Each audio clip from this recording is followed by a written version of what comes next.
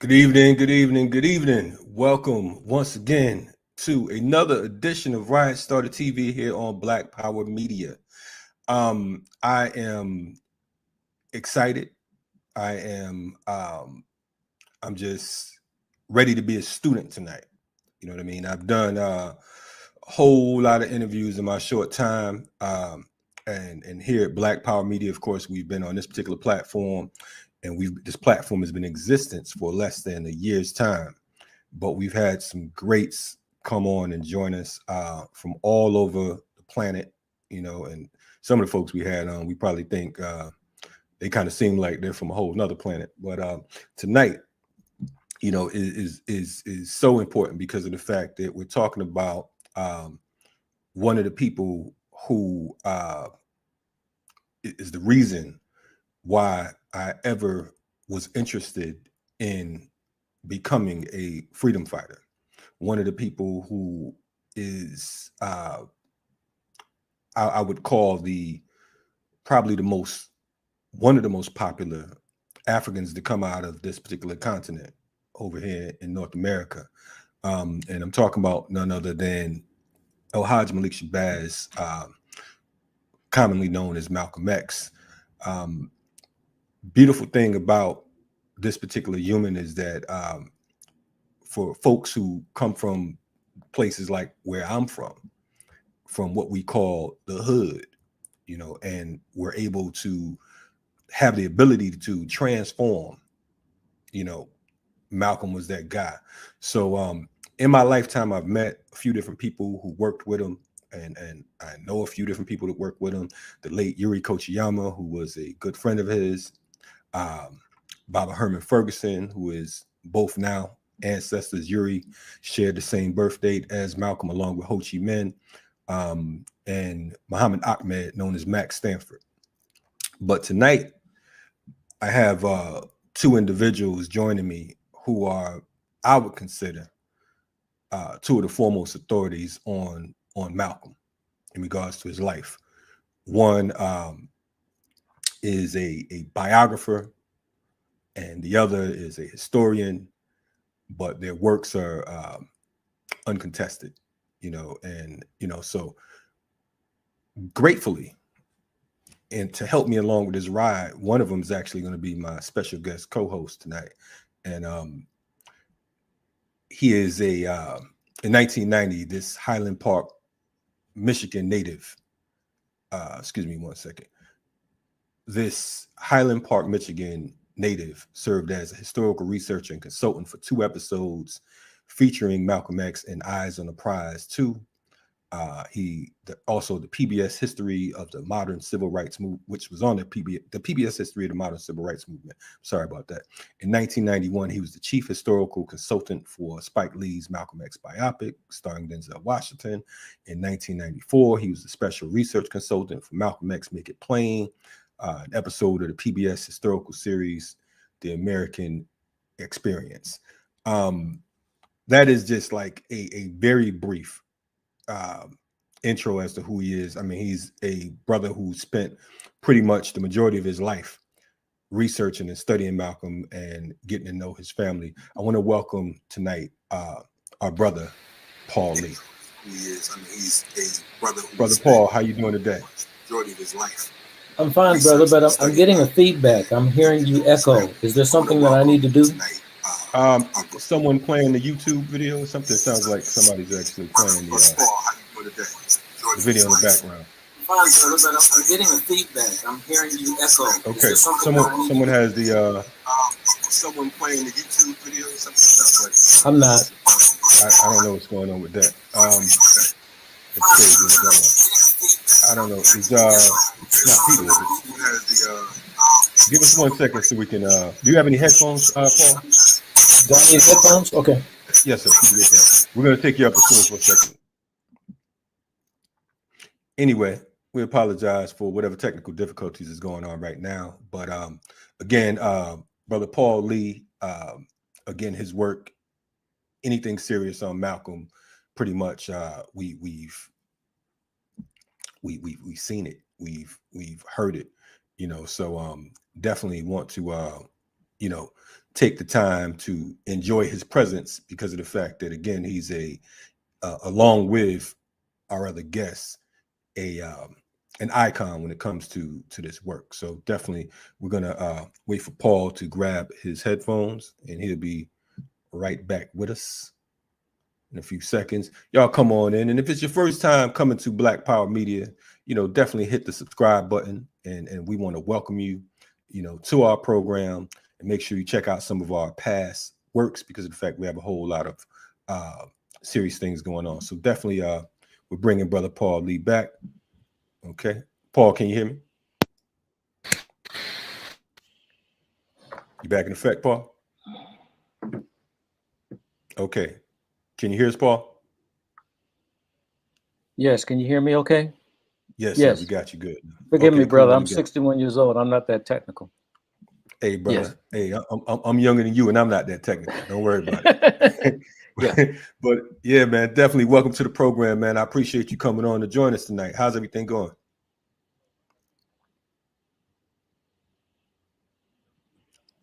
Peace. Can you hear me, Paul?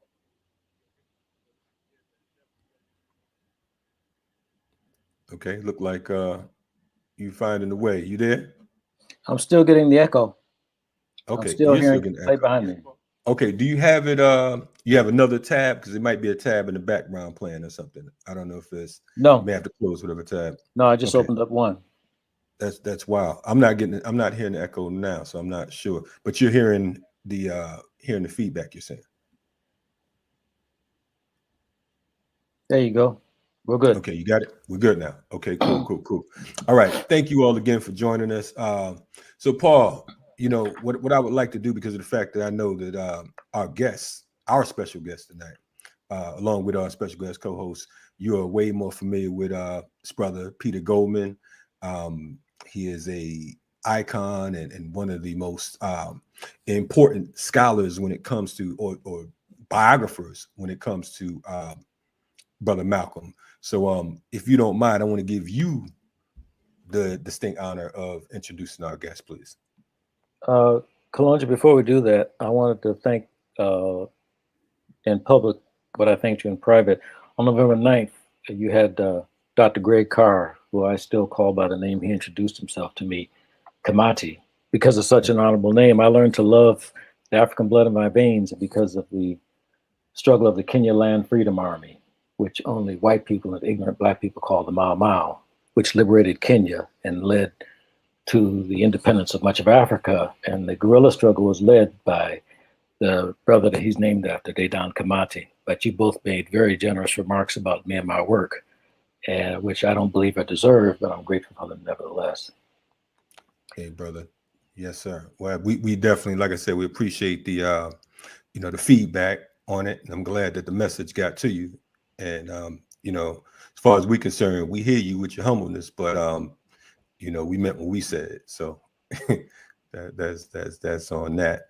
But the reason that I'm honored that you had me on the program, my main interest was to provide a platform for Peter Goldman to explain his role in the recent exoneration of two men who were falsely accused of Malcolm X's assassination. That's Muhammad Abdulaziz, who was formerly known as Norman 3X Butler, and the late Khalil Islam, who was formerly known as Thomas 15X Johnson. The mainstream media and even the so-called progressive media have wholly ignored the foundational role that Peter played in a campaign that lasted, sadly, nearly half a century to firstly get these brothers out, which didn't work, and then to clear their name, which has worked in the case of Islam and Aziz, but Islam is dead. And Aziz is an 83-year-old man, and he lost his wife and his family and had to live with the stain of being falsely accused all these years. And I don't even read or listen to anything about this anymore because I'm a journalist by trade, as is Peter. And I was never as careless as these journalists are right now in framing the exoneration of these two brothers. A simple Google search should lead you back to Peter Goldman, and it should also lead you to Baba Zake Kondo, who's done more research on Brother Malcolm's assassination, I believe, than anyone else, who built upon Peter's work.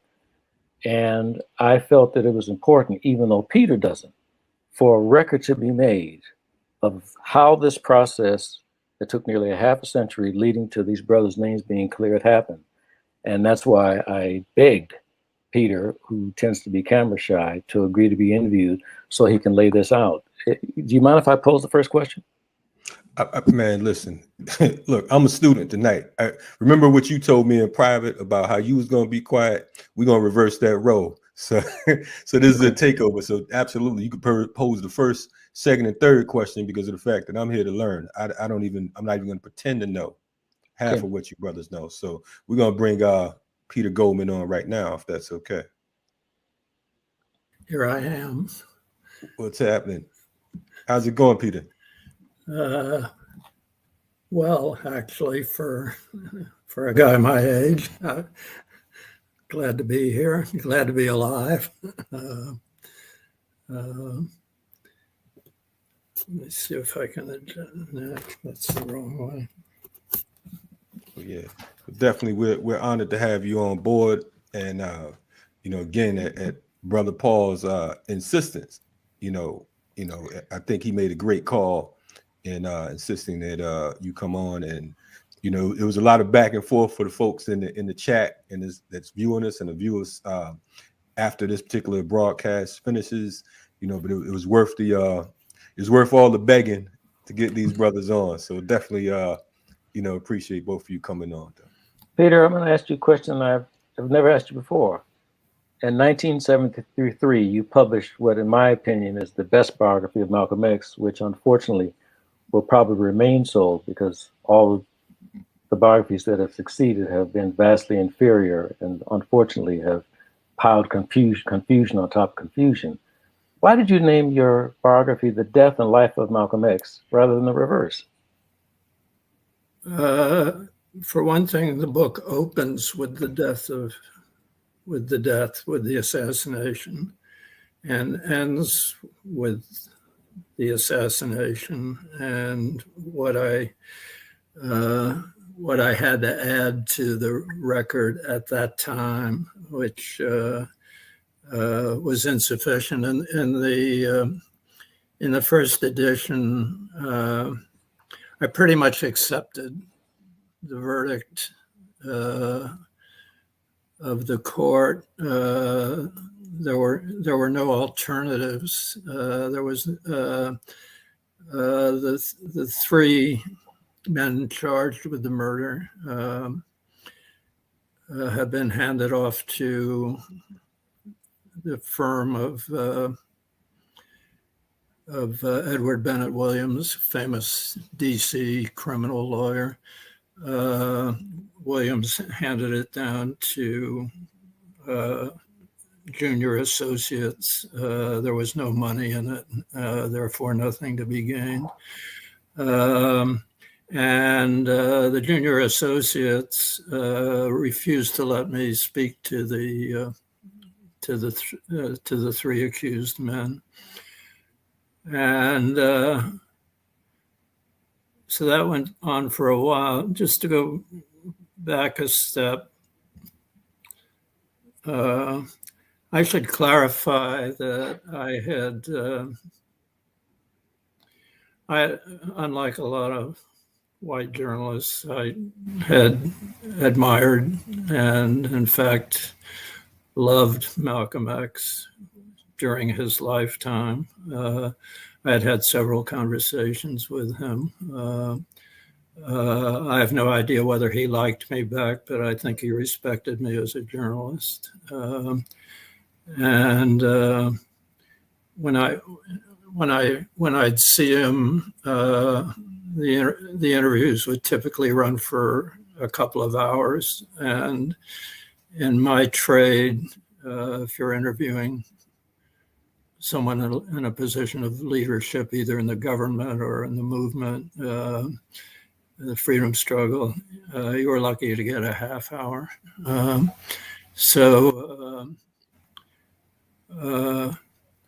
I think at the very least, Malcolm thought I understood him, and I'm happy with that. I'm grateful for that.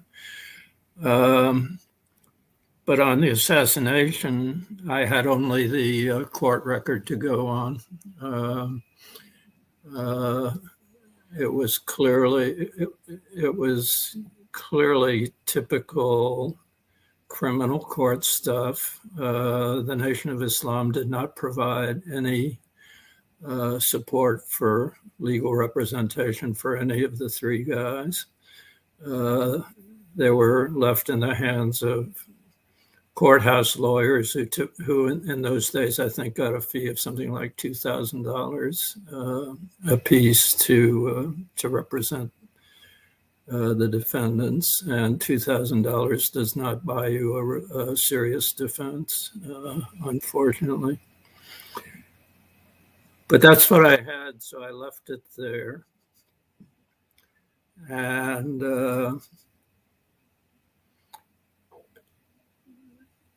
that was 73. In the latter 70s, I can't give you an exact date. A couple of things happened. Mujahid Halim, well, three things happened. One, Elijah Muhammad died.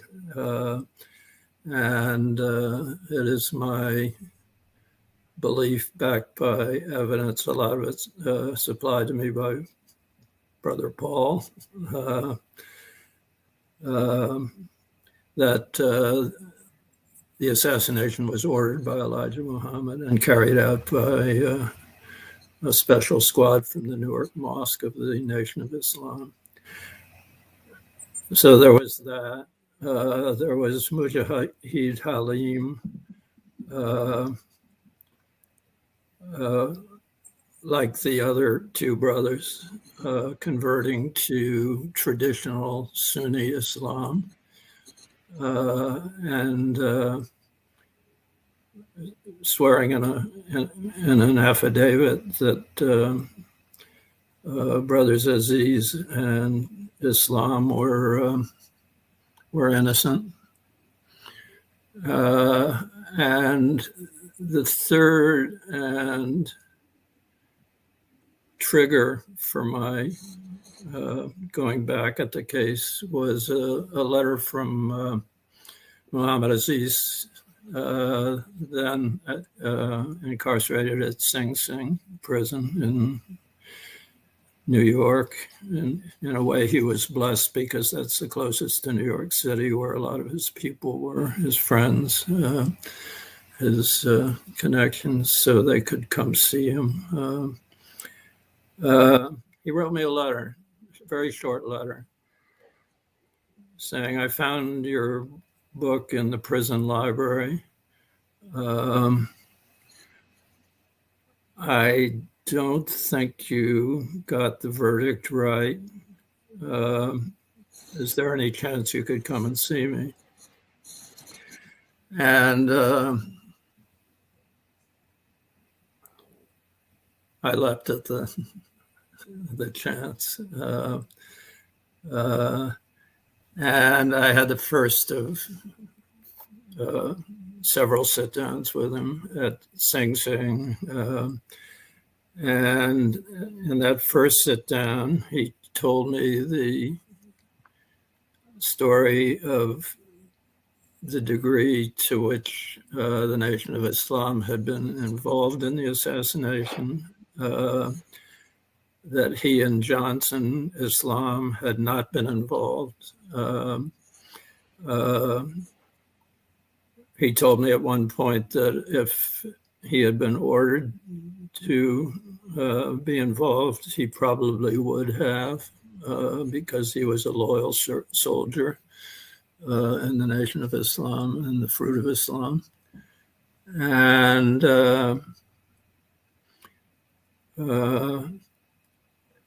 he, Paul, should I tell the story of E2's visit? That's a keeper in the worst way. I'm going to have to use a bad word to tell it, but Hey. that's the only way to tell it. Right.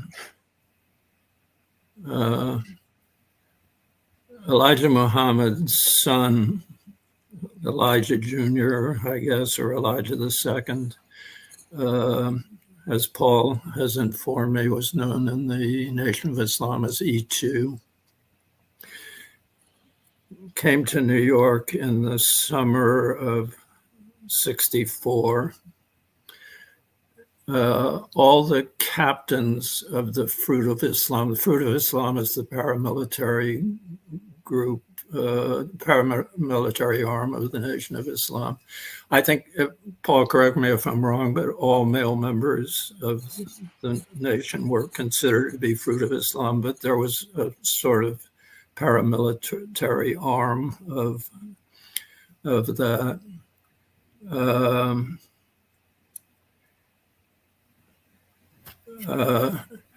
The captains of the Fruit of Islam from mosques all around the country were assembled in New York, and Elijah Jr., E2, spoke to them, and this was at a point when a house in Queens that had been given to Malcolm by Elijah Muhammad was in dispute. The Nation of Islam was trying to get it back, trying to evict Malcolm. And so E2 tells the assembled captains that they were slacking on the job. And he said, what you need to do is go out to that house, clap on the walls till the walls come tumbling down, go in that house, cut the nigger's tongue out, put it in an envelope, give it to me, and I'll deliver it to my father. I'll stamp it and deliver it to my father. I'll stamp it and give it to my father.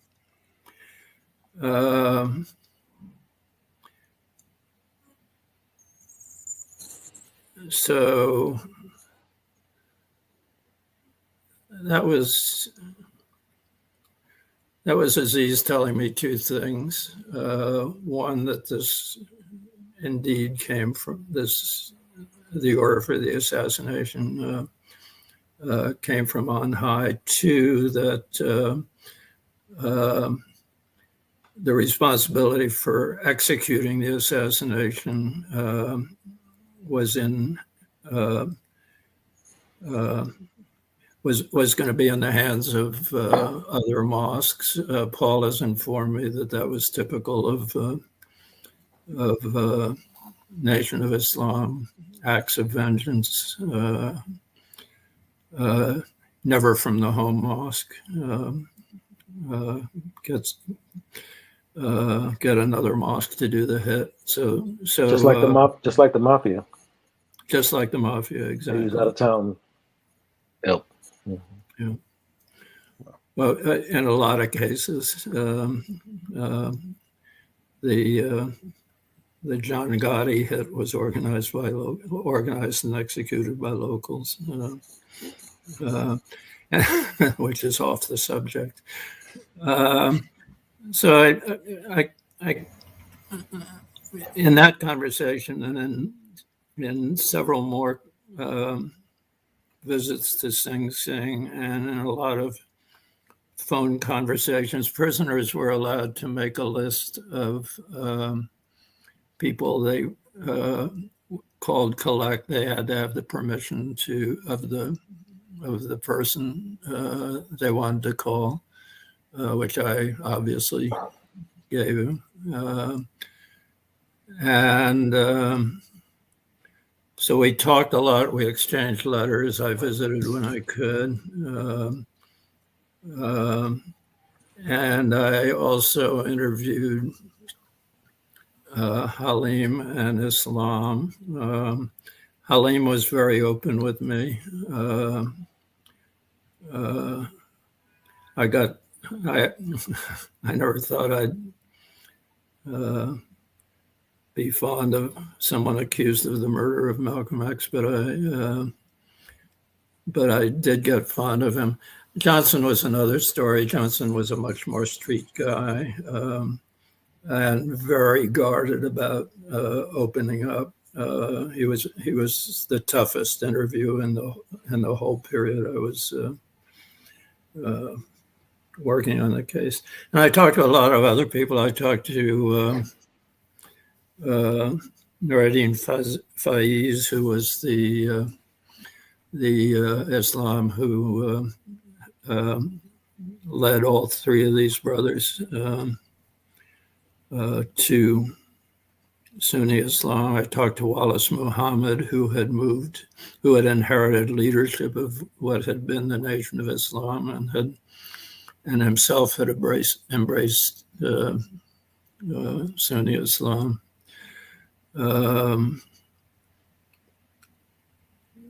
Talked to everybody I could and by volume 2, I had concluded that these two guys were innocent, Aziz and Islam. And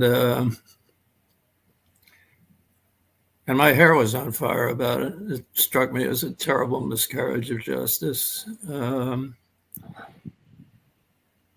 I wrote a piece in Newsweek about it. I wrote a piece in the Sunday New York Times magazine about it. I ghost wrote stories under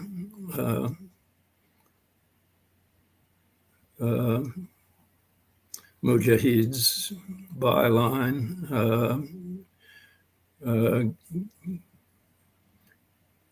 Saw that he got whatever money those stories made. They circulated to a number of papers in around the country. And much as I hate the broadcast media, I agreed to appear on any show that asks me. And I consulted with Mike Wallace on a 60 Minutes piece, did a panel with Mike, whose hair was also on fire about this. Long story, it was a gross miscarriage of justice. And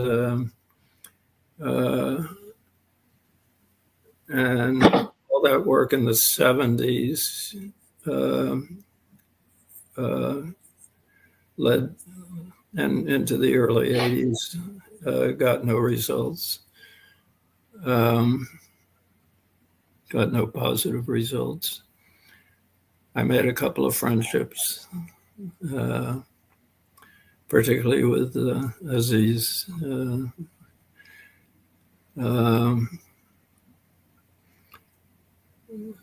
So the story goes cold. There are some more documentaries about Malcolm and the case, and I either consulted or appeared briefly on them again without effect.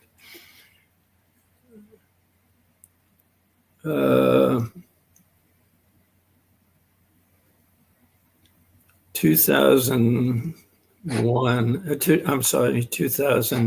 I think it was, with help from Brother Paul. And I do regard Paul as a brother. I regard him as a blood brother.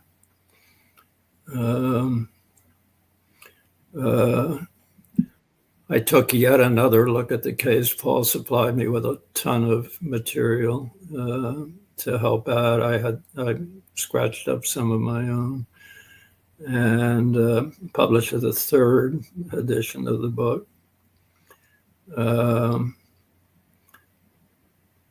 Again, no positive outcome.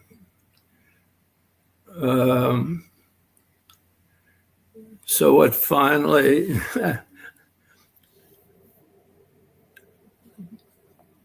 Paul thinks I played a heroic role. I just played a persistent role.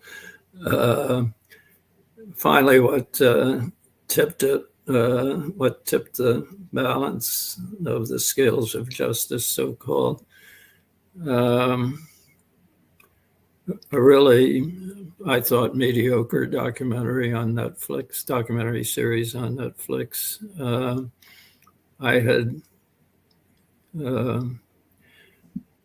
I had consulted with them, but was abashed that my name was listed, that I got a credit at the end of fortunately in very small type, so that you could, I doubt anyone noticed it except me. But that got Malcolm and the case back in the mainstream media news, because there was some public excitement about the documentary. And I think that's what tipped the scales in the New York District Attorney's office.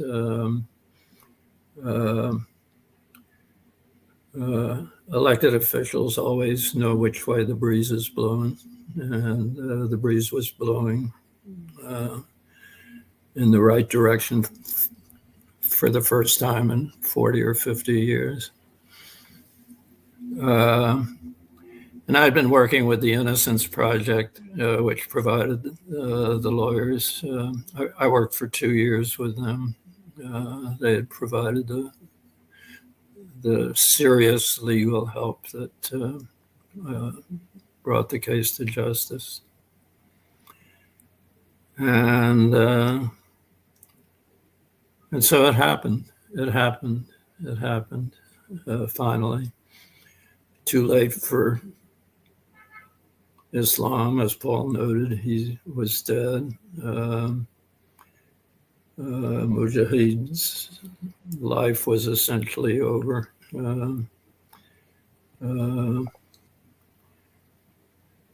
He's still around, but his life was destroyed, essentially. And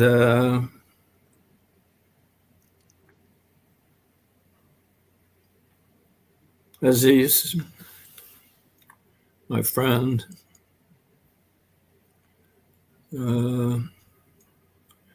lived to tell the tale. Given issues of age, I couldn't go to the actual event. I've seen a streaming record of it, so I feel I was there. But that night, there was a celebration at a Lebanese restaurant in New York.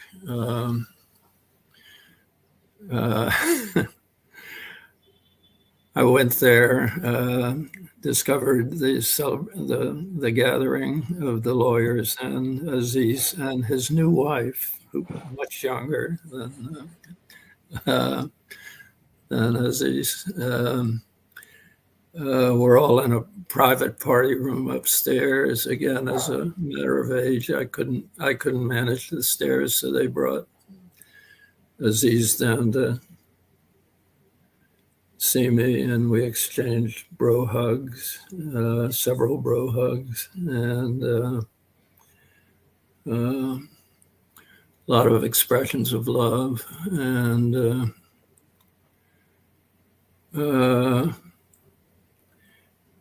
he told me his reaction was half joy that this stain had been removed from his name after all these decades. And he was half bitter that so much of his life had been lost. He and I were sort of at the front edge of middle age when we met. And now we were two old men exchanging bro hugs. And so it was a bittersweet moment for me too. But it was, on balance, a very happy ending for me after 40 plus years working on this thing and feeling the struggle was in vain for so long. And that's my story, and I'm sticking to it. Hey man, we're over here. I mean, you just came out the gate swinging. I mean, we didn't have to, you went right to it. So it's like for me, it's so many emotions just in one, you know what I mean, in one answer. I want to ask, because of the fact that I know people want to know, it's like, what in particular, were there any give us some examples of what came to you that made you say, look, I believe that these guys are innocent. You know what I mean? I mean, was it just, they had a good story or I mean, tell us about that, because of the fact that, I mean, how did that happen? How did you come to that particular realization or thought process? Well, as I mentioned,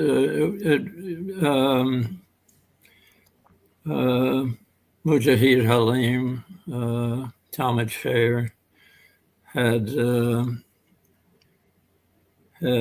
signed an affidavit saying I was involved, these other two guys weren't. A journalist is going to look at that with a grain of salt. Mujahid had tried to get them off during the trial, but he wouldn't say who was responsible. Islam in a back room verbally beat up on him, at least get us out. And he wouldn't do it. He was probably half out of belief and half out of fear. He was still being loyal to Elijah Muhammad, and when he confessed his own culpability in court, he tried in a kind of halfway manner to clear the other guys. It wasn't going to work. No one was going to believe him if he wouldn't if he wouldn't tell the whole story. But what really convinced me was my serial conversations with Aziz. He's a very smart guy. He talked to me about having been a good soldier in the Nation of Islam. He didn't say he had never done anything bad. Paul has informed me of a couple of specific occasions. And but I just liked him. The chemistry was good from from my first visit to him in Sing Sing.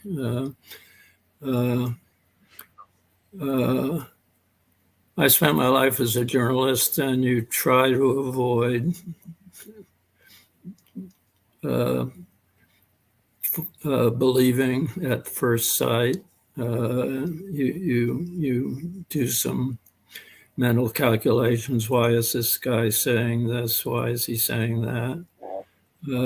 I went through that process in my head, and I still liked him, and I still believed him.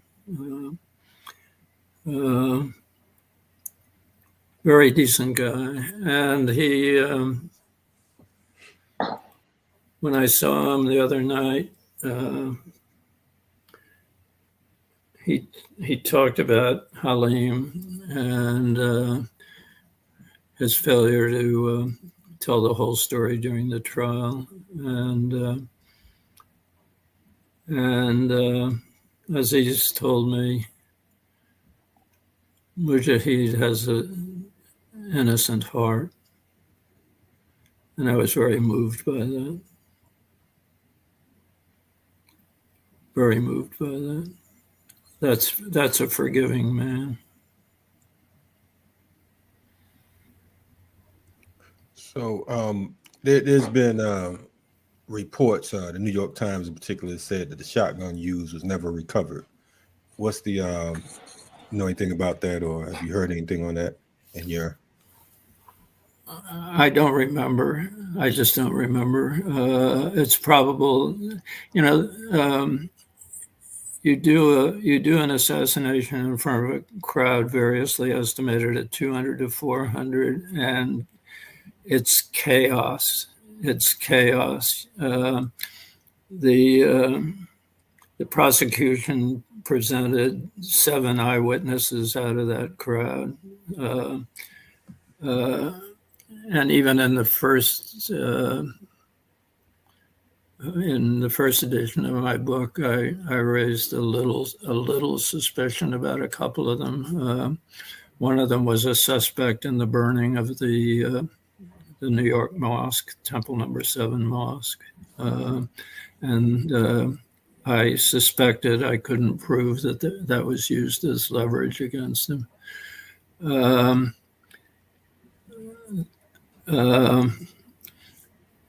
So Halim was shot at the scene, so he was captured at the scene. The other 2 guys, or the other 4 guys, got away, and the guns went with them. In a mob scene, you can, even a shotgun you can put, it was winter, a shotgun you can put under a heavy winter coat and nobody's gonna stop and frisk you. Everyone's sort of in a state of hysteria.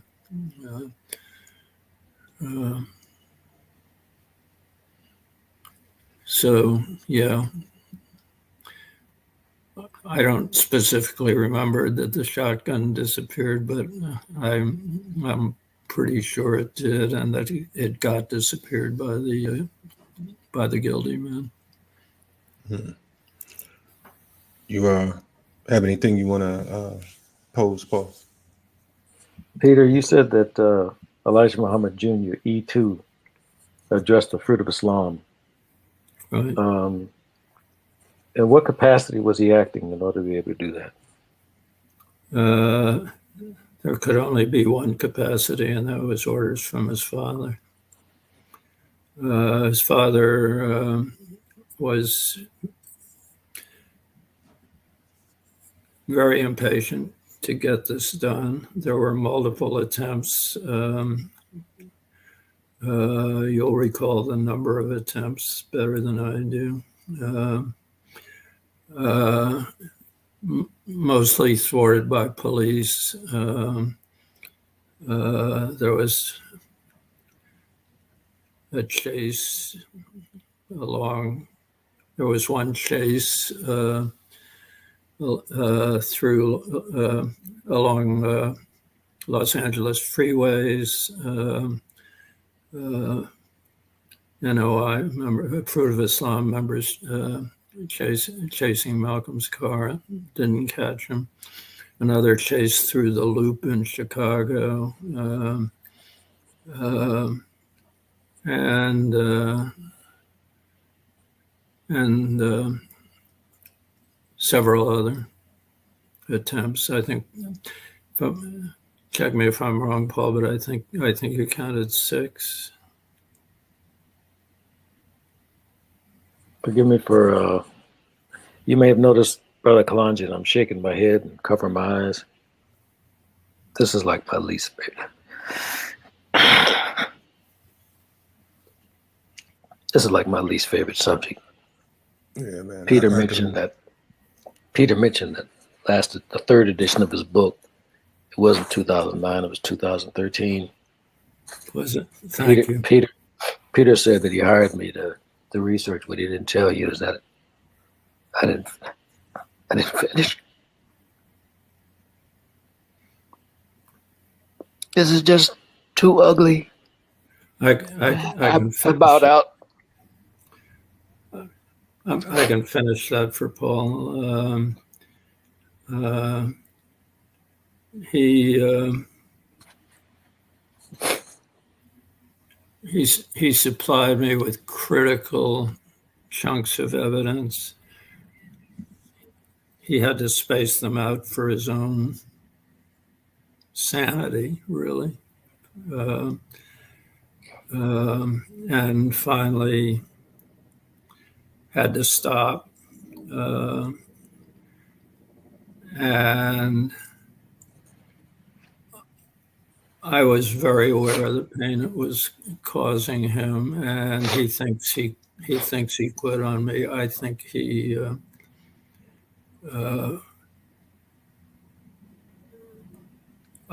sealed the case with what he sent me, with the undeniable record of the implication of Elijah Muhammad and his family and his command group in Chicago.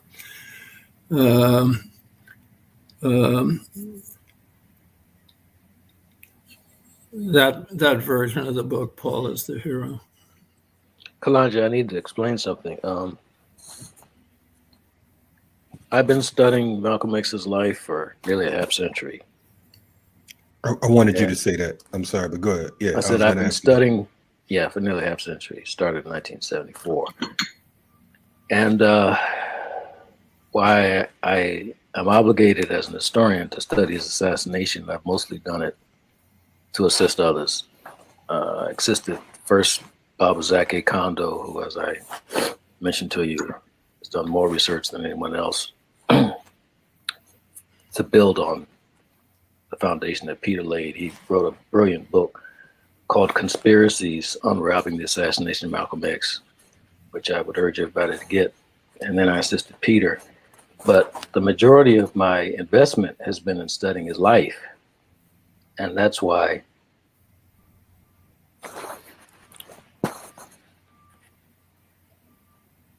dealing with his death. I'm sorry. No, I mean that's one of my big brothers was the late Pan-Africanist leader Kwame Ture, who only white people and ignorant black people called by his slave name Stokely Carmichael, despite the fact they changed it in 1968. And we were talking about Malcolm X once, and he said the worst crime of white supremacy was assassinating Brother Malcolm. Kwame had a acute sense of history, so I wanted to know what he meant by that. And he said, it decapitated. He said it decapitated the movement. He said, young people like me were beginning to turn toward him. And he said they lacked the maturity. Most of them were in their early mid-20s. And he said the confluence of somebody with the maturity and global perspective of Malcolm and the generation that later ended up demanding Black power was what made his removal so catastrophic. And had Malcolm X's travel journals or diaries been properly edited by someone who was grounded in the histories and cultures of the nations that he visited, if they had been properly edited, most people would understand the enormity of his loss. But unfortunately, the editors left undescribed, unexplicated, literally hundreds of references to people and institutions and organizations, places, issues, ideas had it been properly edited, placing him within the context of after Malcolm was ousted from the Nation of Islam, he lived 11 months. Just over half was spent outside the United States. So that means every study of Malcolm X that's been done, including with all due respect, Peters, has a giant gap in it. And travel journals would fill in that gap. And if they had been properly edited, Malcolm X would immediately be installed as the third greatest Pan-Africanist of the 20th century. You would have had Marcus Garvey, Osagie Fo, or Redeemer Dr. Kwame Nkrumah, and then Malcolm. It's absolutely astonishing, if you understand those journals in context, how much he was able to accomplish, especially in that last 18-week tour abroad. He did more to begin to tie together the strands of what Marcus Garvey used to call the scat in Africa than anybody since Marcus Garvey in a few months. But if you don't know who he's talking to and where he's going, what parties and organizations, institutions he's interacting with, it doesn't make any sense. And no good use has been made that I'm aware of those diaries because they were so ineptly edited. People recognize a few names, a few places, but it is the job of an editor to fully explicate all references to persons, places, and things that would be unfamiliar to the reader. And there's a whole discipline behind that. It's called scholarly or documentary editing. And that's who usually something like that would be handed to, not just a writer or an enthusiast. But I spent 7 years without the journals before they were made available, tracking him abroad. I had to learn the rudiments of 9 languages to be able to track him in foreign newspapers and magazines. I had to train myself in how to properly interpret intelligence documents from the Central Intelligence Agency and the State Department, the CIA. And I was blessed to travel abroad and meet many of the people that he had worked with. And one conversation changed my whole perspective on him. It was with the Jamaican-born Afro-Cuban nationalist Carlos Moore, who worked with Malcolm X in Paris to found the French chapter of the Organization of Afro-American Unity, Malcolm X's, the secular Pan-Africanist organization that Malcolm formed after being ousted from the Nation of Islam. And Carlos helped me to understand Malcolm X as a global figure, a man of international stature and influence, because he was assisting Malcolm on a secret project that Carlos has been the only one to write about with any depth. It was called the Afro-American Brigade. In the spring of 1964, the second or third Congo crisis erupted in the former Belgian Congo, and the CIA had installed a puppet leader named Moise Chombe, and they supported him with CIA-backed anti-Castro-Cuban pilots and helped him hire South African mercenaries. We're talking about white South African mercenaries who hated everything black, to be able to keep him in power and be able to put down a rebellion. And while Malcolm was in Egypt in September 1964, he wrote a telegram to Jallo Telly, who was the Administrative Secretary General of the Organization of African Unity. The OAU was then Africa's Loose Continental Federation, it's now called the African Union. And he offered to Jallo Telly to raise a brigade of Afro-American veterans, as he said, skilled in all the modern methods of warfare, to fight against Moise Chombe in the Congo and in support of the freedom fighters. And I remember when I read that, I thought that was brilliant rhetoric, but I didn't think anything more of that until I met Carlos Moore. And Carlos Moore told me in great detail how he was organizing that brigade. That is a whole different Malcolm X that we've been taught, because that means he's interfering or proposing to interfere in international geopolitics. And Carlos believes that this is part of the reason that he was banned from entering France on February 9th, 1965, 12 days before he was assassinated. And as I said, I spent 7 years just reconstructing his tours abroad. And subsequently, then I further immersed myself, as I said, in the histories and cultures of every nation that he visited and many that he did not visit, and was able to put him in context. And that's why talking about and writing about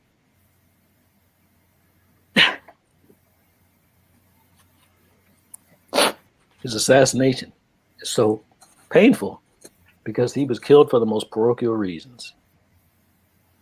The amazing work that he was doing, knitting together the Black world, the ingenious work that he was doing in his last months to be able to unite the southern and northern wings of the movement. The fact that grassroots leaders all over the country were beginning to be attracted to him and to organize. The fact that he was making friends in the Muslim world for us. The fact that he had planned the tour of the Caribbean and that the OAU had chapters in London and in Paris, Cairo, Nairobi, Kenya, Dar es Salaam, Tanzania, and he was getting calls from Nova Scotia in Canada. Nothing since the Garvey movement like that had happened. And he gets slaughtered because some old man objected to him outing his sex life. Wow. I was working for Spike Lee in 1991 as his historical consultant, and I handled what Spike called the salami below the desk. You got to have gray hair like mine to know that that's what Popeye called Muslim salami bologna. So Muslims were calling Spike's office trying to get money and to tell what they knew. And one particular cat called and he gave me one of these ridiculously long, pretentious Muslim names that I quickly ignored. I said, "What was your name in 1964, 65? And he told me. I said, "You were lieutenant of Ma such and such." And he was surprised that he was talking to somebody who knew his history because he had been involved, he had been complicit in one of the attempts on Malcolm X's life. And I asked him, did the Nation of Islam kill Malcolm? And he was insulted by the question. And forgive my language. He said, "That nigga got in the way of our money." He wasn't the first person that I talked to that was complicit in the assassination or attempts on it, who had the exact same attitude of contempt. And Peter has been working on the latest installment of a series of novels, and he's dealing with the mafia. And Peter and I have had long discussions about what he's discovering, and I find it chilling, the comparisons between mob culture and the culture of the Nation of Islam in this regard. Wow. Man. My one regret about this whole adventure is that I didn't meet Paul until after the first edition was published. And Paul and his brother, Sunni Khalid, came to visit me at my office in Newsweek. And Paul was relatively a kid at the time, but I had the feeling then that he knew more than I did. And it was too late to partner up with him. I wish I had known Paul when I started rather than after the first edition. Well, Peter, I just thank you for being so generous. I'm not being generous, I'm being factual. No, I mean, being so generous to me ever since then. You've been more than a friend, more than a mentor, as you said, like a blood brother. And I want to thank you publicly for The Death and Life of Malcolm X. That book inaugurated what could be called Malcolm X Studies.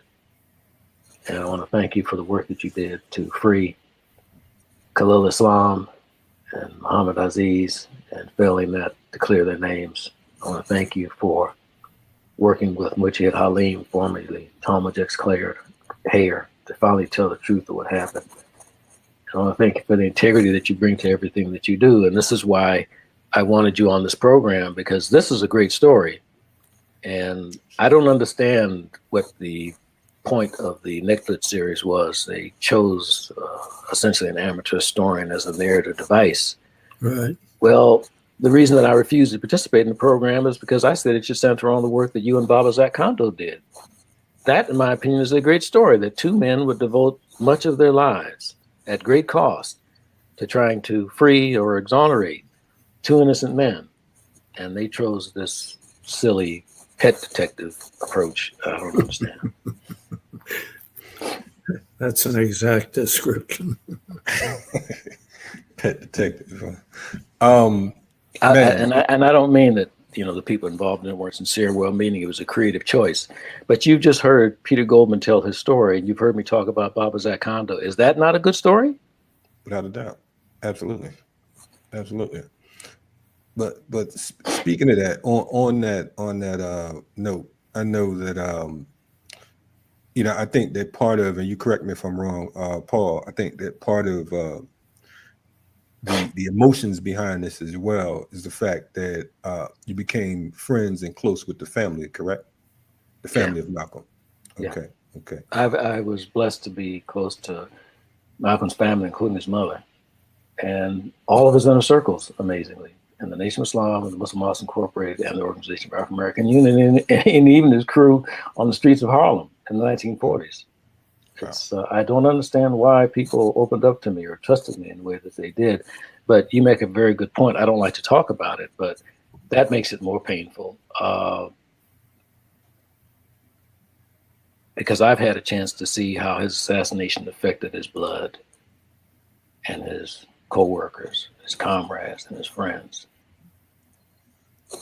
You said his mother, because of the fact that the thing is, unfortunately, when we look at Spike's version and we just look out, period, it's like his mother, goes into this, she has this health crisis and we hear no more about it. Can you, I mean, I know that, with what we're centering it around, but I think that's very important because of the fact that I haven't heard anyone ever say anything about his mother. So, I mean, she lived how much longer than Malcolm? I mean, because of the fact that this is something that quite a bit. I think it was until late or early 1990s. I don't remember the exact date. Wow. And I can't claim any credit for this. I would show at that time 16 millimeter movies of Malcolm X to the family. And one day, after one of the screenings, I used the restroom and I was walking down the hallway and I looked to my left and there was this old woman sitting in a wheelchair. And she looked up at me and raised both of her hands like this in a gesture as if she wanted to shake my hand. I had no idea who she was because nobody told me that Malcolm's mother was there. So I walked over to her tenderly and handed her my hand, and she clasped my one hand between both of hers and motioned for me to sit on the bed next to her. And first time she spoke, it occurred to me where she was from because she had this lilting accent from Grenada. And she said, "You look like my son." And one of Malcolm X's sisters walked in with a look of alarm on her face because Malcolm X's mother was not known to open up to strangers. As a matter of fact, she didn't even open up to all family members. And the sister asked her mother, which son, Mama? Which son does he look like? And as far as I could tell, Grandma Little, as she was called, ignored her and just kept looking at me. And every time I saw her after that, she would tell me stories unasked. I never asked her a single question. And I remember every word that she said because she was a very literate woman, as you probably know, spoke several languages. But more than that, she had the kind of intelligence that's visceral. I don't know, perhaps you haven't met anybody like that. Malcolm X's mother had this intelligence that you could feel that left a mark. Absolutely. So I remember everything that she said. And the stories that she would tell me were so vivid that it was almost like I would become part of the story. Or I could look around and see this. I'm sorry if this sounds metaphysical to you. That's the way that I experienced it. It's cool. I got you. Yeah. And forgive me for not sharing the content. That's private. That's but cool. You can imagine, after listening to her stories and getting to know her, I'm dealing with her son and her son's, the brutal way that he's murdered. So I wouldn't have mentioned it had you not mentioned it. But yeah, that's one of the reasons that this gets tougher, because I'm looking at the woman who gave birth to him. That's right. This is man, I am like again, this is a learning experience.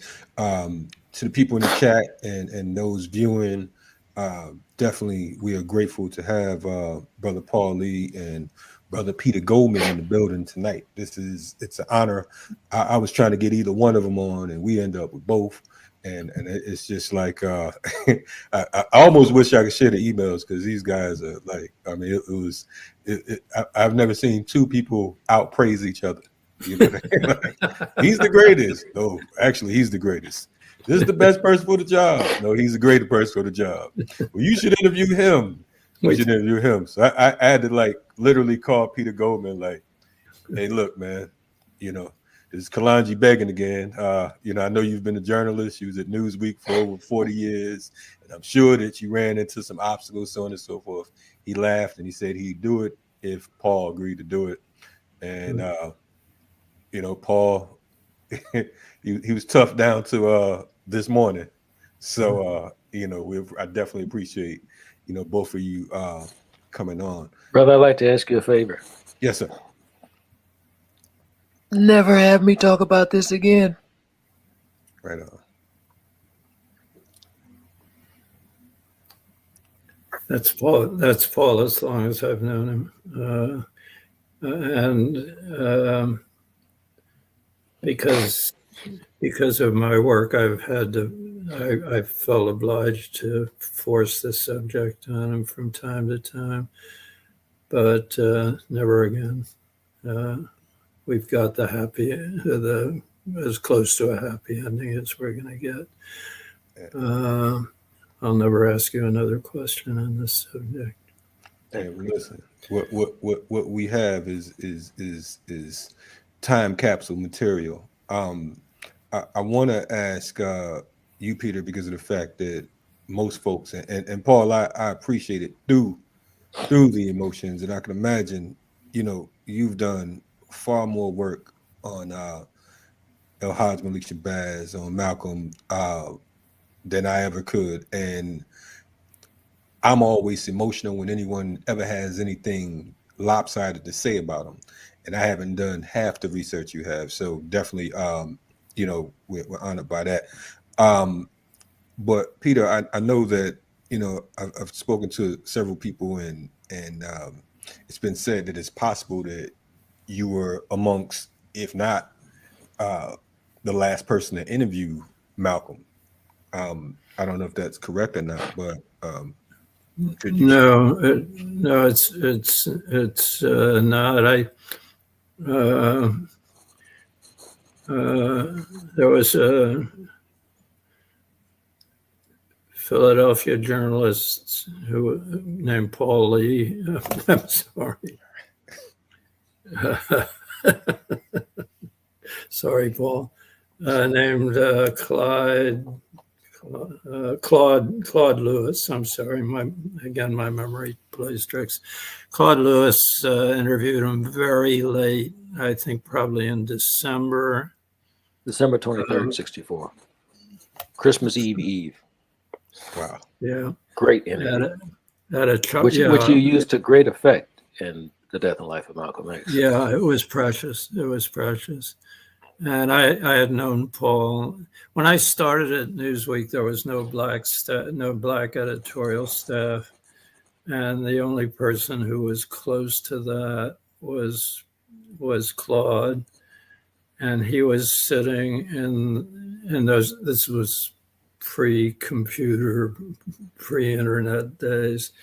He was sitting in a wire room, tapping my stories and everyone else's stories into a teletype setter.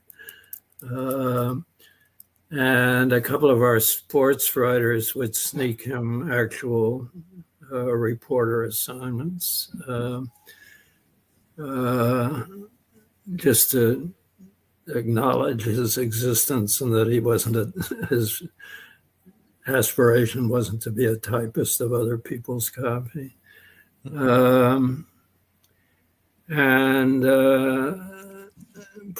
Claude later became a columnist with one of the Philadelphia papers. I always forget which one. There were three. Inquirer.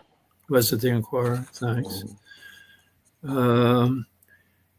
And so he and I met at Chock full of Nuts. If you know New York, that's a chain sort of burger and coffee place. It was a favorite of Malcolm's in Harlem. It was near the Teresa, I believe. And so I met Claude It's on the there. first floor of the Teresa, actually. Yeah. Mm-hmm. And I met Claude there, and he gave me a typescript of the interview. He and I had become friends, and there was an even later. Wasn't it the Columbia Spectator? Wasn't there You talking about the report on him on his last speech at Barnard College on February 18th, 65? Yeah. That was a report, but not an interview. Were there other interviews after Claude? But, yeah, there were many. The last interview that I'm aware of was an actual written interview.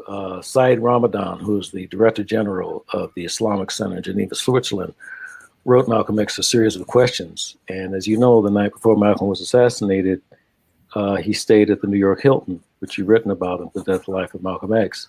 And Malcolm X stayed up that night answering those questions. And they have since been published in several collections, including a book called February 1965, The Final Speeches.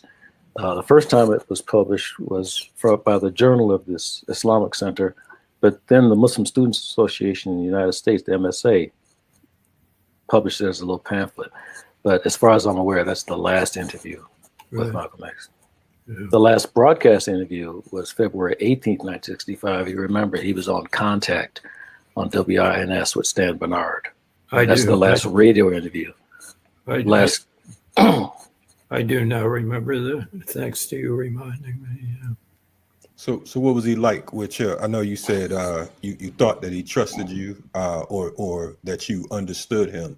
So, I mean, what was the setting? I mean, give us some of that, because of the fact that hit us with so much. I mean, we have to, as Paul said, visualize and take us there. What's the environment, the climate, when you last interviewed him? Or when I last interviewed him, it was in the basement of, I'm going to mangle the name of the bookstore, the African... National Memorial African Bookstore. Thank you. Owned by an elderly and longtime nationalist, Louis Mich, sometimes pronounced Michaud. in Harlem? In Harlem, yeah. It was we sat in the basement of the bookstore among mounds of unshelved books, and there were pictures of Black heroes along the upper part of the wall. And among them was General Douglas MacArthur, which I never figured out. Maybe the professor knew something I didn't know. It's possible. And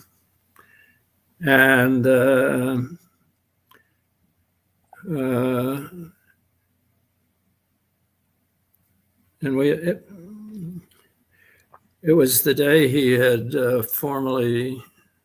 He had done his press conference formalizing his break with the Nation of Islam. March 12th, 1964. Thank you. At the Park Sheraton Hotel.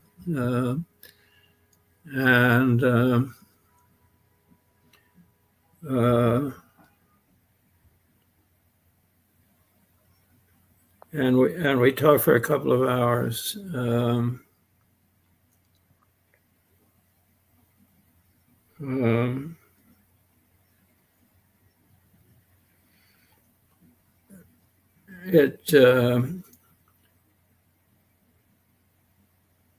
It kills me to this day that in the shuffle of various moves, I lost all my own interview notes with Malcolm, except scrawled notes of my first, which was in St. Louis, where I worked at the time. I worked on a St. Louis newspaper. And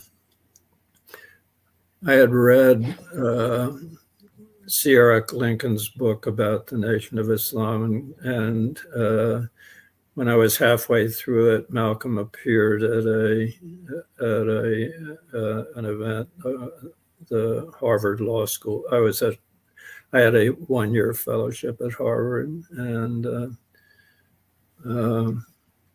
March 23rd, 1961, the Harvard Law School Forum. Yeah. And I was 1961, yeah. Yeah, 61 would be right, yeah. Snowy night. I was stunned by his force, the force of his speech, and what even then as a conventional white liberal, I couldn't argue with.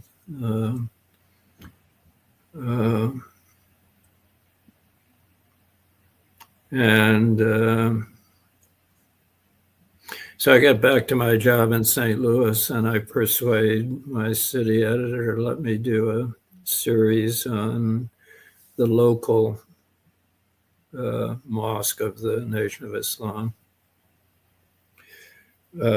which I did. It was not one of their strong. I'm putting this gently. It was not one of their strongest mosques. Minister Clyde Rahman. Yeah. Right. And William Caldwell was the captain, a post office worker.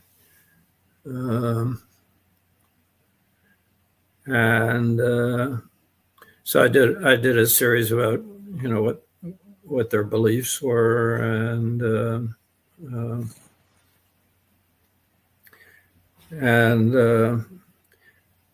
a couple, 3 months later, I'm sitting in the newsroom of the St. Louis Globe-Democrat, and I got a call, pick it up. Hello, Mr. Goldman, this is Minister Malcolm X. I'm going to be in St. Louis visiting the local mosque. Would you like to see me? And I think I bumped my head on the ceiling, leaping at the chance. And so that was my first get together, and the only one in which I still had notes, and the notes are raggedy because in those days, newspapermen commonly folded copy paper into three so it would fit into an inside jacket pocket. And I scribbled notes on that, and they're not very coherent. The notes on my subsequent interviews with him,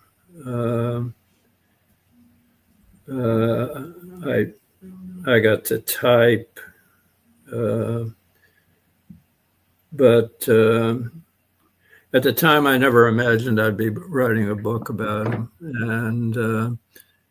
And journalists, if they stack up all the paper they accumulate, within a week, they would be invisible behind their desks. And so I guess I don't specifically know, but I guess that when those notes disappeared in a routine house cleaning. Brother Kalonji, if you're interested in that interview that Peter said he did at Professor, he talked about Louis Michal. He called himself the professor because he professed.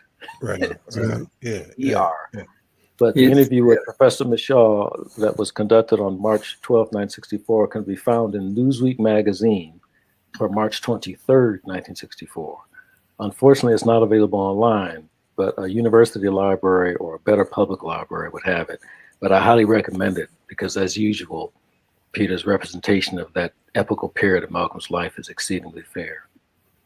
Hey, I got a friend named and a new mentor named Brother Paul Lee, and I'm sure that he might find it in his heart and in his spirit. If he runs across it and happen to be able to hit that email, you know what I'm saying? I mean, he might do it for a brother. You know what I'm saying? So Peter didn't mention that he had lunch with Malcolm X at the restaurant at the St. Louis Mosque called the Shabazz Frosty Cream. And it's interesting because Peter didn't mention who was there with him. So Peter, you holding back on us, brother? What's going on, man? Holding back on you. No, I didn't mean to hold back. You give me the basic interview, huh? I see how we do this thing. This supposed to be Riot Starter TV, man. I did all that begging, and this all I'm getting. Well, let me bust Brother Peter out. He was there with Helen Dudar, and when I first met him, I said to him, if I recall correctly, Mr. Helen Dudar, I presume, his wife. And I gratefully accepted that. She was way more talented than the late Helen Dudar is the best writer for journalists and writers from the 1950s to the 1980s. She was widely considered to be the best practitioner of her craft. I personally don't know anyone as good, let alone better. What I don't understand is how a woman of these transcendent gifts ended up marrying Peter Goldman. But I fell in love with her as well. You talk about references. Sorry, please. And part of all the usual other attractions of a woman was her skill as a writer. She wrote a 4-part series on Black nationalism. I'm sorry. She started me toward a belief that women journalists see things that men don't see. And I've carried that with me all my life. I've worked with a lot of women journalists, and I, on balance, came to prefer them to men journalists. They see third dimensions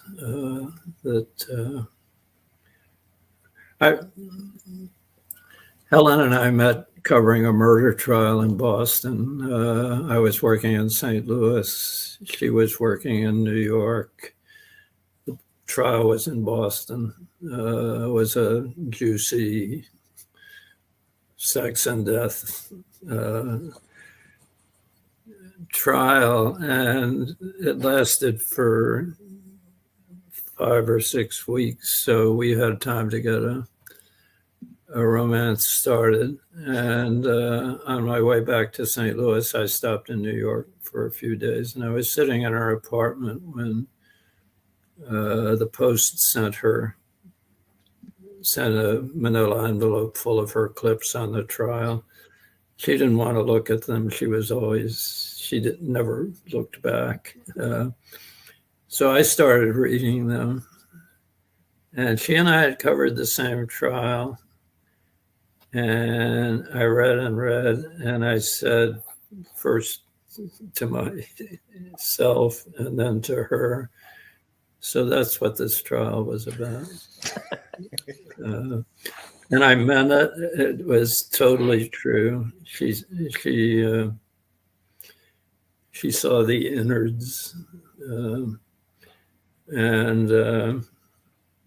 and when we had that sit down at the Shabazz Frosty Cream, as we were all leaving, she said to Malcolm as a joke, "Well, you're preaching developing Black businesses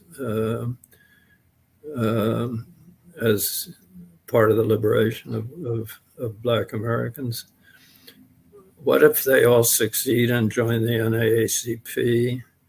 And Malcolm, for a moment, didn't know she was joking. And then he began that magical smile and laugh. But it was a slow take. Uh, uh, yeah. Yeah, I just loved the guy. I couldn't help it. You're not a journalist's not supposed to fall in love with his subjects, but I did. Brother Kalonji, let me give you another reference. Yeah, go ahead. I told you Newsweek, as far as I know, is not available online, unfortunately. No. None of these newspaper websites like newspapers.com have bothered to put the New York Post, where Helen worked, online. I don't understand that. But in April of 1964, she did a multi-part series on Black nationalism, which was one of the best things ever done. And I've been a student. First of all, I'm a nationalist my whole life, but I've been a student of it for nearly a half century. And I think the only scholar that I've ever seen cited is her husband in The Death and Life of Malcolm X. But she didn't just interview Malcolm, but she interviewed his contemporaries of different philosophical streams. So she talked to Milton Glamoson, who had organized 2 school boycotts in New York. She interviewed Jim Farmer, the executive, the national director or whatever, of the Congress of Racial Equality, or CORE. And the thing that I found amusing, and I'm sad I never get a chance to talk to her about it, is, and she interviewed Bayard Rustin, the organizer of the March on Washington. In each case, including Malcolm, she put these heavyweights back on their heels with her questions. I told Peter that if she ever interviewed me or tried to interview me, I'd have 2 words for her: no comment. Because she had an acute perception. But it's a shame that that series of hers on Black nationalism, as far as I'm aware, has never been reprinted. And the only way you're going to find it is through a microfilm in a university library. You probably have to go to New York. Yeah, when she was terminally ill, as you know, I put together a collection of her journalism, and the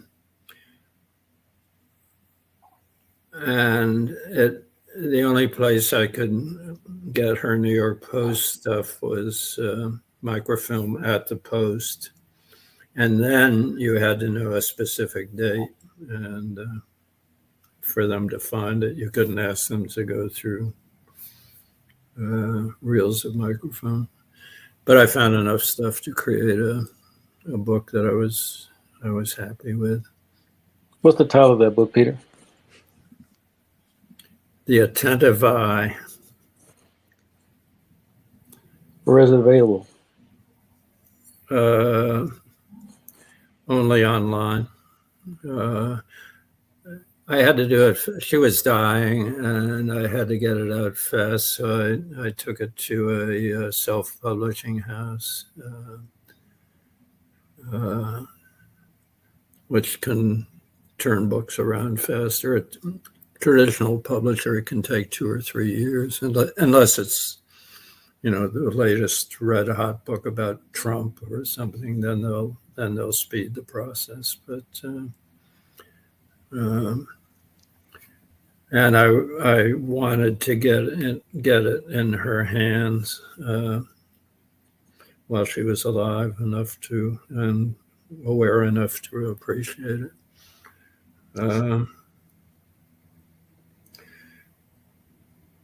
I got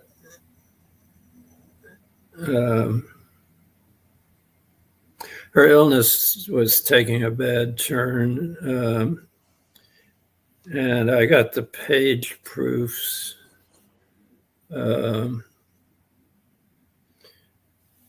when she was still capable of reading and understanding stuff.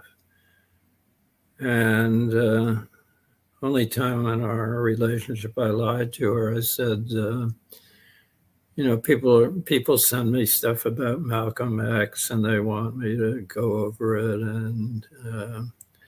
and this is just another one of those people. And then I handed her. I had gotten Nora, a friend had been a friend of ours, and I handed Helen Nora's Nora did a short introduction. And then I handed her my longer introduction, which was pretty much a sustained love letter.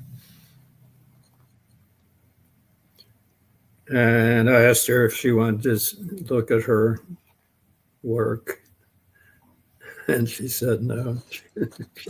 She wouldn't revisit it. So that was her. But at least she knew the book was going to exist, and I got it in her hands when she was in hospice care, and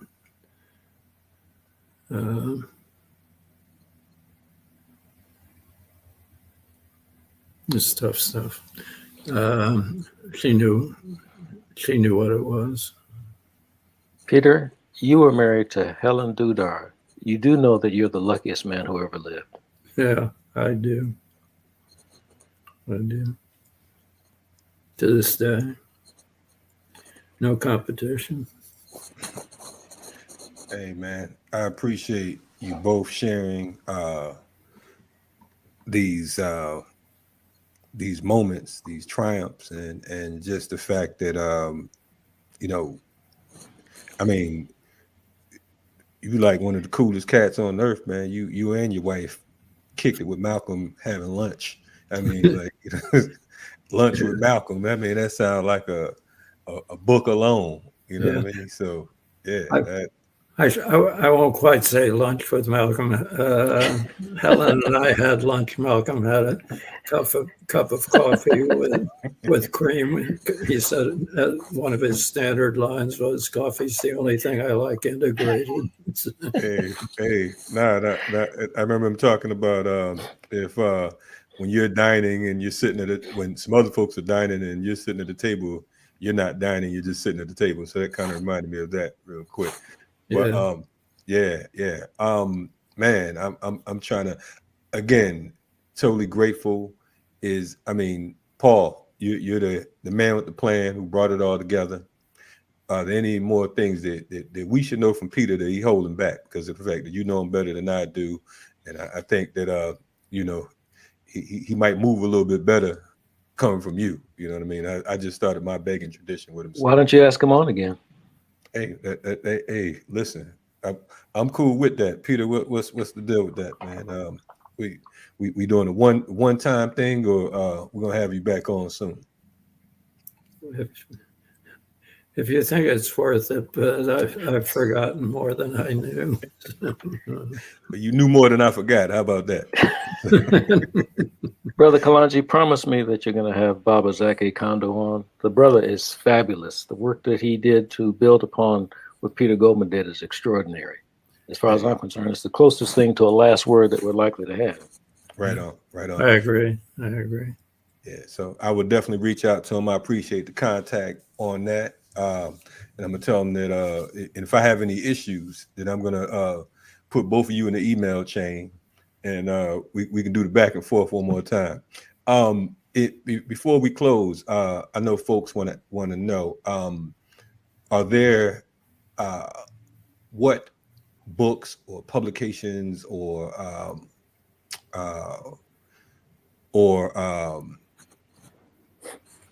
any type of information in regards to Malcolm that they should check it out? Shout out to Dr. Jared Ball, one of our hosts and co-owners here at Black Power Media. I know he's had Baba Zak on a few times on the platform, but it definitely won't hurt to bring him on again. So the best Malcolm X biography is Peter Goldman's A Death and Life of Malcolm X. The second best is Louis A. DeCaro, Decaro, On the Side of My People, A Religious Life of Malcolm X. Extraordinarily well done. He had access to resources that Peter didn't. But it's not just that. Brother Lou is exceedingly sincere, and I believe it's the sincerity that made him open to understanding more sides of Malcolm X than other biographers. I would highly recommend that. Unfortunately, the best books on Malcolm X, in my opinion, have been long out of print. One is a book by Michael Abdul Malik called From Michael DeFreitas to Michael X. It's published in 1968. Michael DeFreitas, as Michael Abdul Malik, I should say, was a Trinidadian hustler in London when Malcolm X came through a week and a half before he was assassinated. And Malcolm began to cultivate him. Then a few days later, Malcolm's killed. And he emerges as a leader of the burgeoning Black Power movement in England. But he still had one foot, and I don't mean this in a negative sense, one foot in his depravity, because he'd been a hustler, and one foot in his divinity that Malcolm showed him, and he was trapped there. And in my personal opinion, he never resolved it, and he was hung, was executed in Trinidad 10 years later for murder. But his book, From Michael DeFreitas to Michael X, in my personal opinion, and Peter may differ with me on this, is easily the most faithful portrait of Malcolm X ever published. And I learned about it from the note on sources at the back of Peter's book. That's number one, in terms of fidelity. And I say this from somebody, as I said, who was blessed to know Malcolm X's family and all of his inner circles. And I read that account, and it was ghostwritten by a white man. But it's astonishing how accurate and perceptive it is. If you want to understand Malcolm in three-dimensional terms, from Michael DeFreitas to Malcolm X, the second one is a book by Hakeem Jamal called From the Dead Level, Malcolm X and Me, published in 1972 or 73. He was a cousin-in-law of Malcolm X's, had been in the Nation of Islam, and spent some days with Malcolm during his last visit to Los Angeles a month before he was assassinated. And that's an interesting book because you get a chance to see the arc of Malcolm's evolution from someone who knew him in the 40s as a hustler all the way to a month before he was assassinated. There's some license taken, but again, if you want a three-dimensional view of Malcolm, that's a good one. The last one's going to surprise you. It's a book called And Bid Him Sing by David Graham Du Bois. He was the stepson of Dr. W.E. Du Bois that came out in 72 or 73, and it's an historical novel. And I understand from family friends that David's mother, Shirley Graham Du Bois, Dr. Du Bois's widow, actually complained about the book because she saw the history, but where's the novel? He nails the history, and it's easy to substitute the historical characters for the real people. And there's a character named Jones who's a reporter, and that's David Graham Du Bois. But this is an account of Malcolm X's 3 months this is July to September of 1964, where David Graham Du Bois helped Malcolm X form the little-known Egyptian chapter of the Organization of Afro-American Unity. And it is splendid, again, at capturing the three-dimensional man. For people who know little or nothing about Malcolm X, or people who want to understand him as more than an icon, but as a flesh and blood, those are the three books that I refer them to. And unfortunately, they're all out of print. You can only find them in libraries. Wow. But I tell you what, it would be worth your time to go to the libraries. I noticed in the comments, somebody asked me about Jan Caroux's book. Ignore that. It's mostly made up. And I'll give an example. I went to interview Jan Caroux at his university in Virginia. And it was the worst interview I've ever conducted with any human being in my life. And like Peter, I'm a reporter as well as I'm a journalist as well as a historian. And he didn't remember much of anything. It was awful. And after the interview was over, I noticed on his shelf a book on the Grenadian Revolution that I really liked. And there was one part that touched me. And it was a letter that a unnamed social worker wrote about a young Maurice Bishop and Bernard Cord. These were the two people who led the revolution in Grenada, when they were still social workers in England in the 1960s, where, by the way, they met Malcolm X and were inspired. And I asked him, I asked Mr. Carew, who was this social worker? He said, oh, I just made it up. Wow. And then he told me he pulled down some other books to legitimate making stuff up. He was a great raconteur and probably a great dinner guest. But in terms of history, no. Now remember, this is a man who remembered almost nothing when I interviewed him for 3 hours. And then a few years later, he comes out with this book detailing his conversation with Malcolm X. I can assure you that most of that is made up. And even worse than that, I introduced him to Malcolm X's eldest brother, Wilford Little. And if you pick up, Ludacris has a second book on Malcolm X. I forget the title of it. Christianity is in there, but I highly recommend it. He does one of the few, I should say, full page endnotes I've ever seen in my life, deconstructing the stuff that Jan Carew made up. Jan Carew has Malcolm's brother Wilford talking about when the Honorable Marcus Garvey visited the family, which was true. And he stated that there was a short, I think he says Japanese or Oriental man with him. And I asked Wilford, because of course I talked to Malcolm X's mother and talked to him, and I never heard of this short Asian man. He said, I never said anything like that. And at another point, Jan has Wilford saying that Malcolm had a tiger boy walk. And I asked Wilford to explain to me what a tiger boy walk was. He said, I have no idea because I didn't say that. And it's a shame that I have to say these kinds of things to you. And it may come as a shock to some people, but that is not as unusual as you think. And there are people who have my supposed profession of scholar and historians who also make stuff up. And in terms of Malcolm X studies, Peter Goldman wrote in 1973 in the first edition of Death and Life of Malcolm X that he hoped that Black people would fill shelves of books on Malcolm. And I guess we have, and we've blown it. Because I can hardly, except for Zach Kondo, I can hardly think of anything off the top of my head that I can refer to. And we've had a lot of company in doing bad books on Malcolm X, but you've had very few people who have done the actual shoe leather work. If they talked to people, they didn't know the questions to ask, or they didn't know how to interpret the answers. And I have a very low opinion of much of what, even though Peter laid the groundation for Malcolm X studies, I have a very low opinion of constituting Malcolm X studies because the work is so poor and it's getting worse. I'll give you an example. I'm a visiting scholar at the University of California, Berkeley's Department of African American Studies. And 3 years ago, my department chair asked me to teach one of her classes on Malcolm X. And there are two biographies of Malcolm whose names I will not mention. And I brought a stack of books, which I knew were major sources or alleged sources for these biographies. And I handed them to the students and I said, pick page, any page, and start reading at random. They couldn't get through a paragraph without me saying, stop, check the source. Flip to the back of the book. I said, okay, here's the source. And I'd hand it to them. Does that fairly represent what that said? 9 times out of 10 did not. Wow. And at the end of the class, I had a trash basket next to me.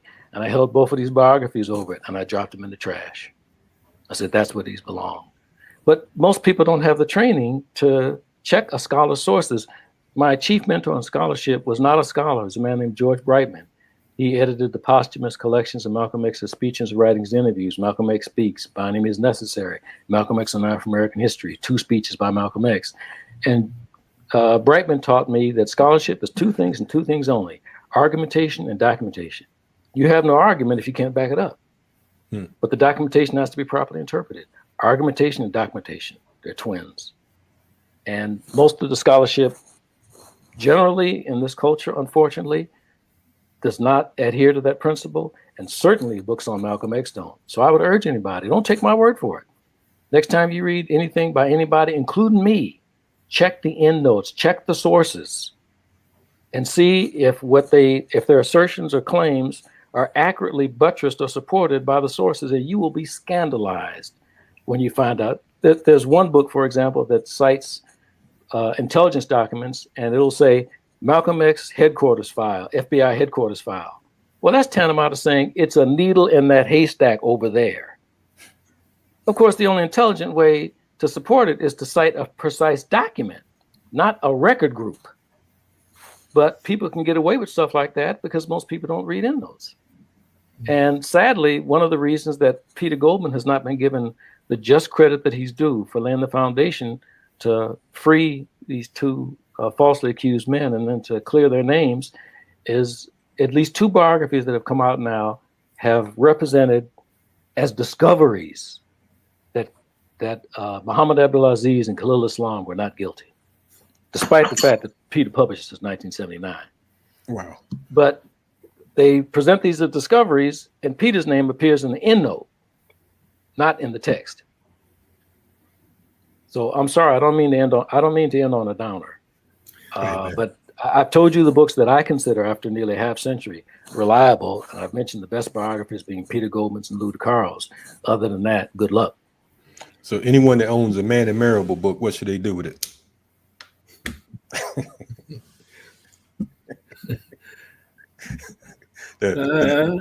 Marable coming from you, that's a hell of an answer. Marable interviewed me because I had known Malcolm,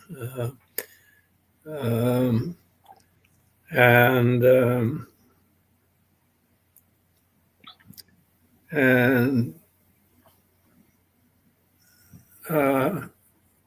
made up parts of the interview.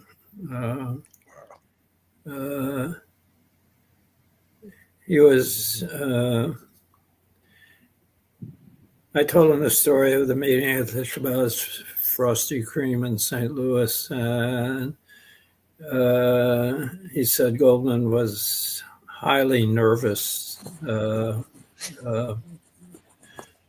awaiting the interview. I was highly something. I was highly excited and highly anticipatory, but nervous. No, you don't get nervous, and in my trade, you just, you take what kind. I once interviewed the Grand Dragon of the Alabama Ku Klux Klan in a hotel lobby in Tuscaloosa, and that didn't make me highly nervous either.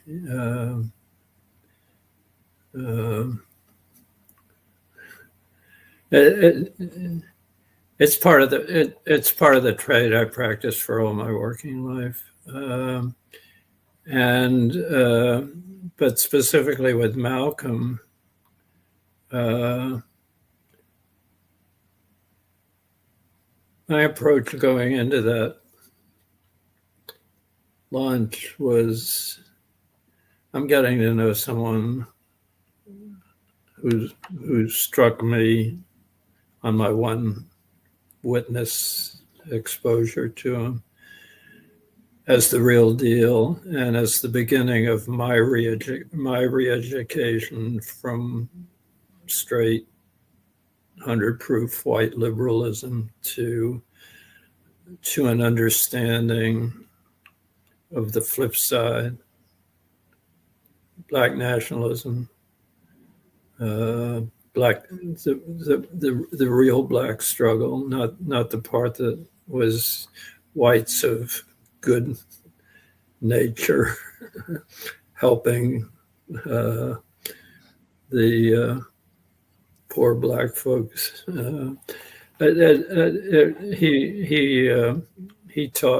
He taught me a whole different perspective. Enabled me, when Paul and I have talked a lot about the transition from the early freedom struggle to Black nationalism, Black power, and Malcolm was my prep school for that. Made it way easier for me to understand that shift and the logic underlying that shift, that growth. So Dr. Marable, whatever corner of heaven you're occupying now, I was not nervous, and he was on a number of other places. So he just remixed everything you said, huh? Yeah, well, embellishing everything I said, and sometimes warping. So, Brother Kalonji, I would go further and take it beyond Malcolm X studies. As a general rule, scholars should be considered like you do lawyers. We are not to be trusted. And of course, as I said, our craft, our discipline is based on those two things, argumentation and documentation. So make us prove our work. That's right. Don't ever read a book that first of all, don't take a book seriously if it's supposed to be in the humanities or in social studies. It does not have source notes. But if it does, then check those source notes. Don't just read it and nod your head and say, well, I assume that they did that. Because we got all kind of motivations, trying to get tenure, trying to be famous, trying to get rich, trying to get laid, all kinds of motivations that often have absolutely nothing to do with telling the truth, even to the extent that God may bless us to see it.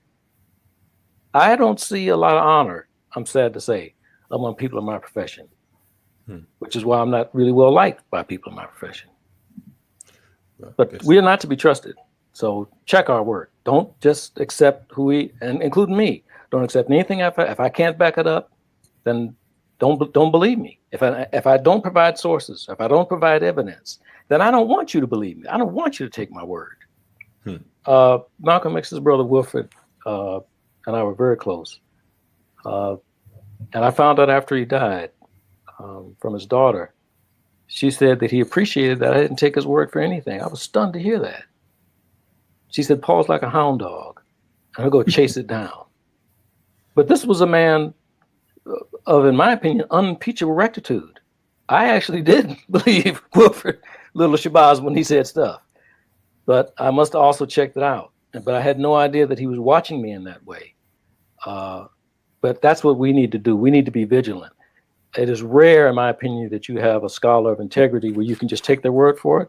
And Brother Kamathi or Greg Carr is one of those. You should check his work too. But if he says something, you can basically take it to the bank. And that's why I consider that brother so precious. And that's why I'm always upping him.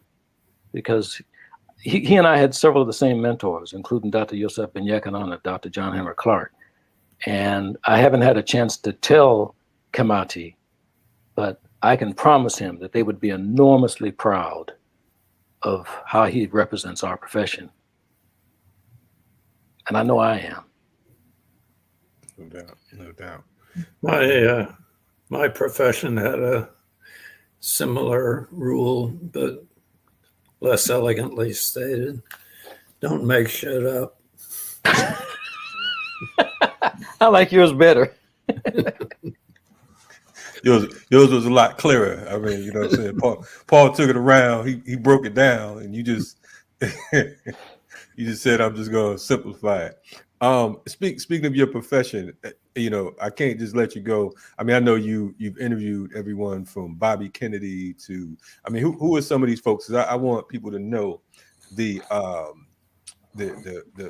force, and not just just some old white dude that said he interviewed Malcolm and went to lunch with him. You know what I'm saying? I mean, I want, you know, Paul, you want to help me out with this, because I know that you know, Peter's a little shy. So, you know, who are some of these other folks that you've had you've worked with through interviews or whatever? Well, I was assigned.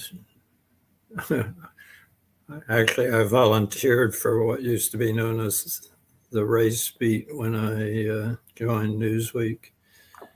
And so I got to either know or sort of know a lot of the leaders of the Black struggle on all sides. I've told Paul many times that that struggle is one struggle with many tendencies. So I never took sides. Much as I actually loved Malcolm X, I didn't say, okay, Black people, you've all got to follow Malcolm X. That's not a white guy's decision to make. So I gave props to Roy Wilkins of the NAA, Whitney Young of the Urban League, who was actually a friend of mine, Bayard Rustin, who I loved and admired, James Farmer, the gamut of the Black leadership. And as SNCC came on scene, I got to know some, not all of the leaders. Dr. King, I only got to interview once. Um and it's the only time in my career I cut an interview short. Paul will remember the scope training session. Southern Christian Leadership Conference was organizing something like the so-called Freedom Summer in Mississippi. They wanted to do something similar the next year, attract a lot of students, including white students, into a summer campaign. And Bayard Rustin, who was a great favorite of mine, was at their training camp. And there had been a very, very, very long day. It was pushing, it was 10:30 or maybe closer to 11 at night when Rustin came up to me, grabbed my elbow, and he said, you really ought to interview Dr. King. And he led me into the back room of a meeting hall where King was resting and looking groggy.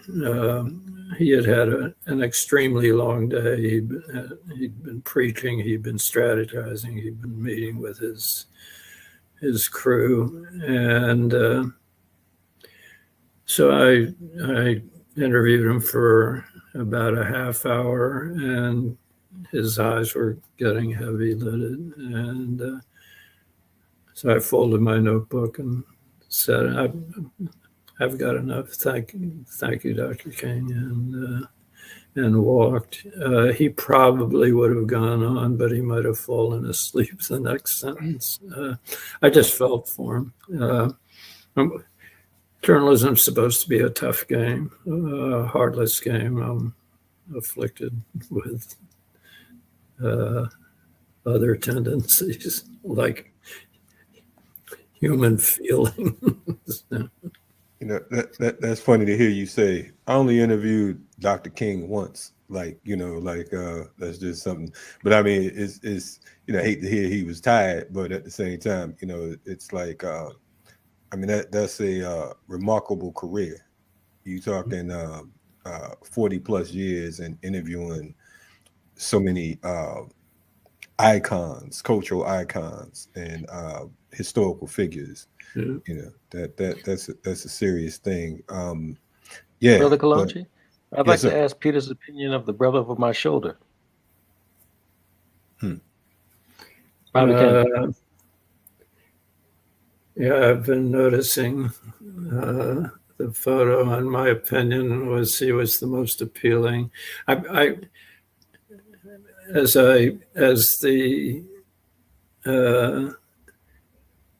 As the flow of news changed, I got to be more doing more national politics, much less of the race beat. Newsweek by then had begun hiring a lot of talented Black writers, reporters, and I moved into mainstream politics, and I covered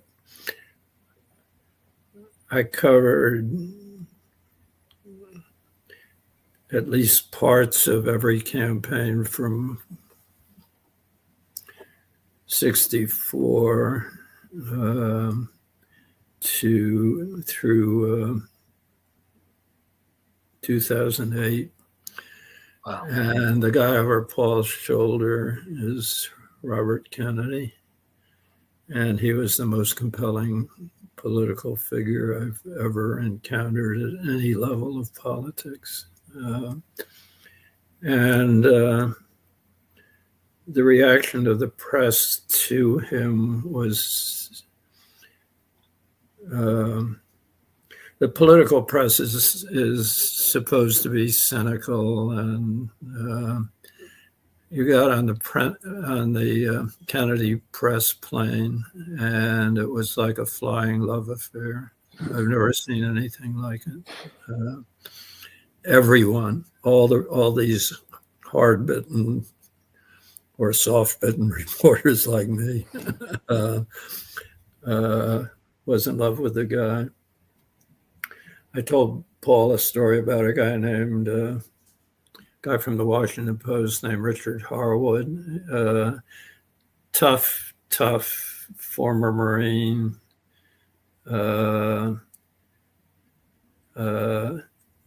came aboard the plane, hating Kennedy. He's a ruthless little MF.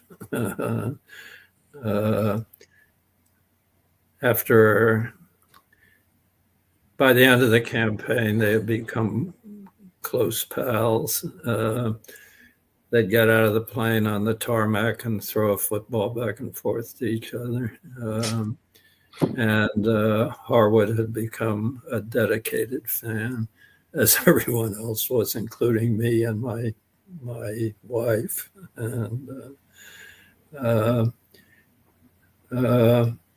he represented something. And Paul's been probing this since.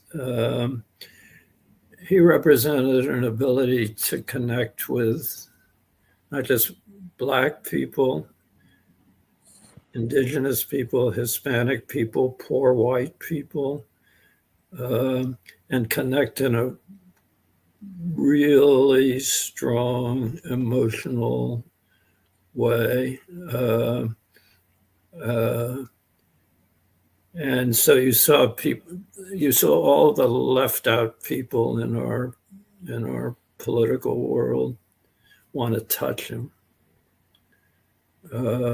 wanted to be near him, grabbing when he was in a motorcade, grabbing at him just to be able to maybe touch his hand or grab his shirt sleeve or his jacket sleeve. It's the most amazing thing I've seen in politics.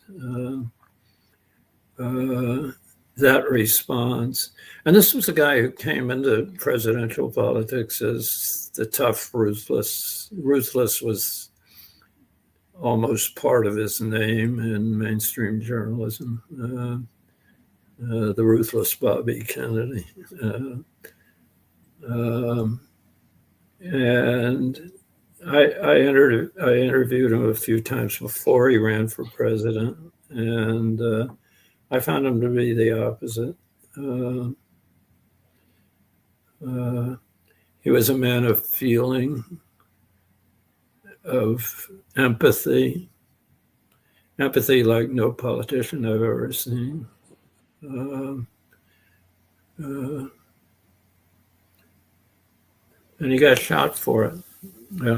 Happens in our wonderful world. Happened to Malcolm, happened to Dr. King, happened to Jack, happened to Medgar Evers, happened to 3 kids in Mississippi who thought they could do the world some good. A lot of others. We're a nation with too many martyrs.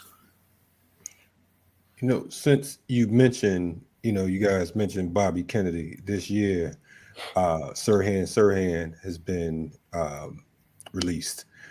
What? No, he hasn't. He's up for parole, correct?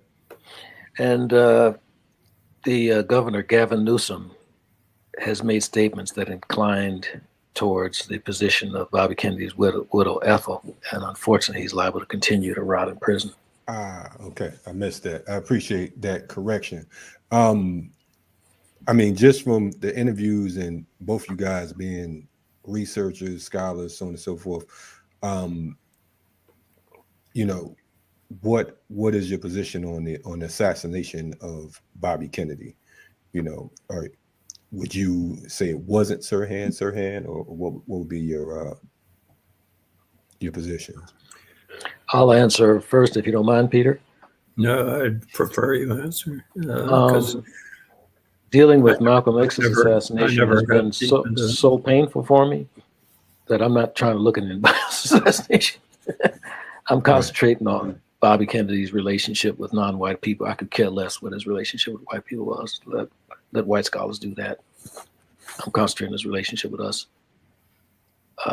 So while I have read some things, as I said, this thing with Malcolm X is just, I'm just not going there. Yeah. And my wife covered the Sirhan trial, and she thought the state made its case. There are questions about whether he was alone or whether he was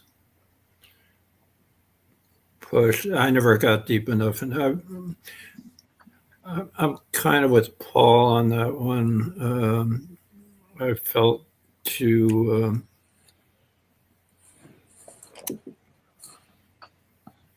much love for Bobby to want to press that case. In contrast to Malcolm X, where I thought where I came to think there was a genuine miscarriage of justice. Right on. Hey, brothers, I appreciate you spending this time with me. I expected an hour. We hit up 2, so that's definitely an honor to have you all come on. It's definitely a powerful discussion, and you both are welcome back anytime. Of course, Paul already told me don't ever ask him certain questions again, so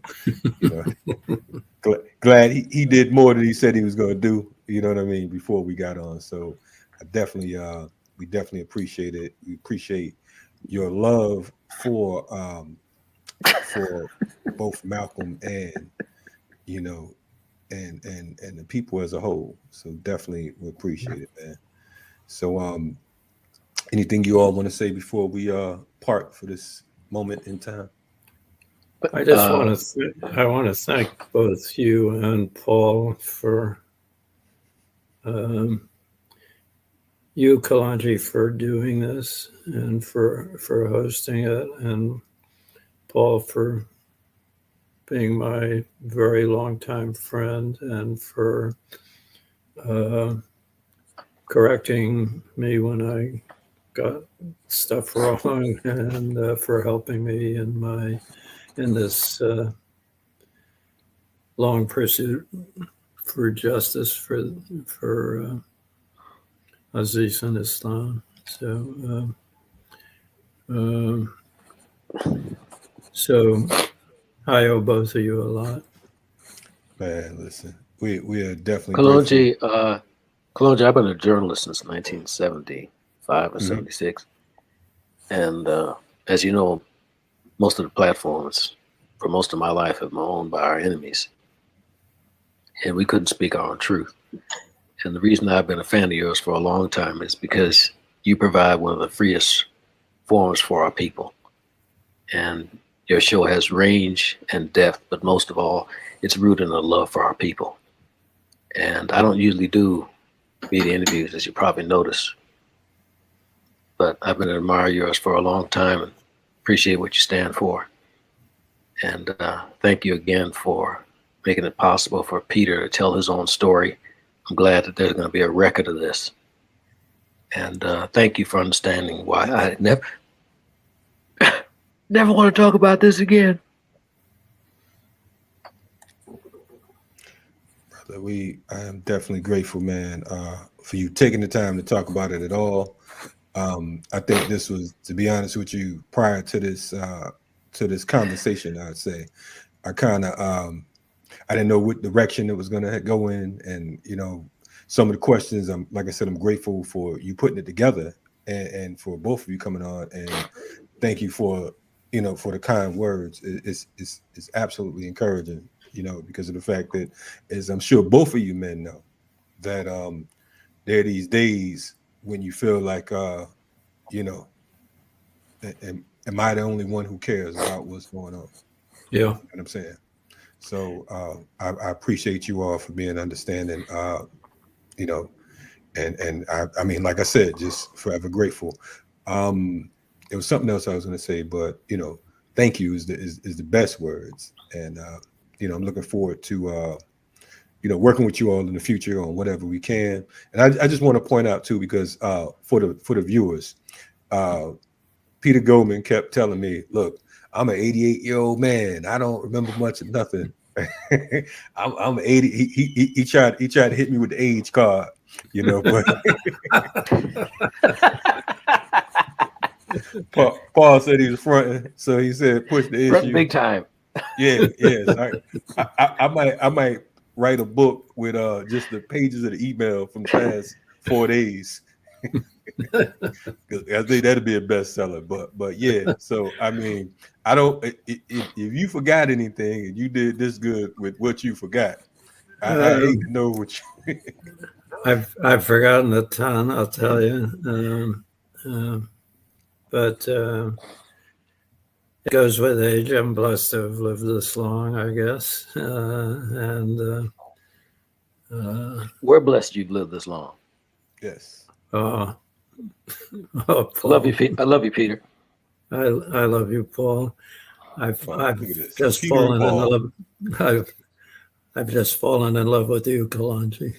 Hey, that's all right, brother. You know what I'm saying? It's cool. I love you too, man. I feel like a family reunion. What'd you say, a bro hug? We all go come to some bro hugs real quick. But definitely, definitely appreciate you all. Keep up the I mean, I don't even know if keep up the good work is a proper statement because of the fact that you two have put in more work than a whole lot of people I know. And you help to pave the way for you know, many to come. So again, I salute you all and thank you for joining us today. Stay black. Amen. Thank Look, you. You too, Peter. Any other way. Thank you, Paul. Peter, you're invited to the cookout, as they say. Anyway, checking out Riot Starter TV. We were joined by Paul Lee and Peter Goldman, two heavyweights when it comes to the shining Black Prince, El Hajj Malik Shabazz, Malcolm X. To be honest with you, I don't know. In my mind and in my spirit, I felt like I didn't know too many people who loved and appreciated El Hajj Malik Shabazz as I do. So it's grateful to always see more. Not that there aren't folks that do, because I know there are plenty, but to dedicate each one of these guys 50 years, at least half a century of you know, working on behalf of setting the record straight. You know, so again, we thank you all for joining us tonight. Make sure you subscribe to Black Power Media and do us a favor. Share this video because of the fact that this right here, this is documentation. It is a historical point. I've done a ton of different interviews, and this is definitely in the top 3, if not number 1. So I'm just gonna say that for the record. But anyway, in the more the words, the brother Paul Lee, y'all stay black. And for those y'all out there who ain't black, then get black. Anyway, we out of here. Black Power Movement, Black Power TV, Black Power Media, Riot Starter TV. Salute.